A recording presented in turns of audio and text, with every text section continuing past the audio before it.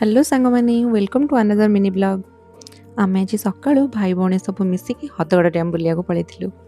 छुआदिने ये जगह को केते थर जे आसी किंतु सेते रास्ता घाट एत भल नाला एबे पूरा चकाचक करदे। जंगल भितर बहुत सुंदर प्लेस टे। ये न्यू इयर टाइम रे प्रबल भिड़ हुए भोजी करिया किंतु एबे पूरा फांका अच्छी।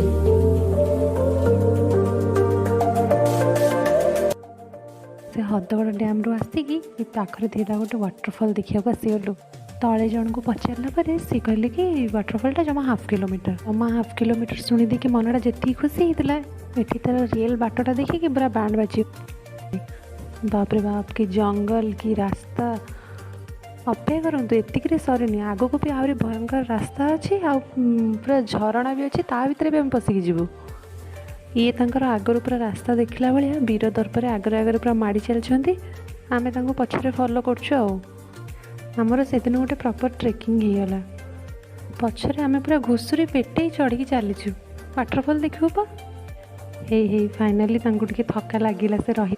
आमर से पछरे जो भाई वीडियो करता से आमको पछर डाकुची ए रुह रुह टे देखिया मुँह गोटे केते झाड़ नाल बोला।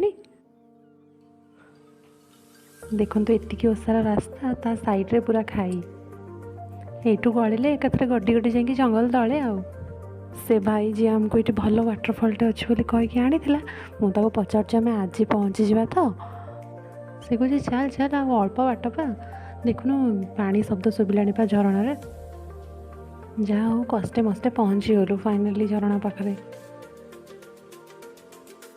मुझे झरणाटा देखिए पचार छोट झरणाटा आम देखा एत बाट आसते कौच ना ना आहरी आगू चल आउ टे अच्छी यहीटा को भी आमको क्रॉस करके जबार था से बस बस यही पहुँची गलु झरणा पाखे।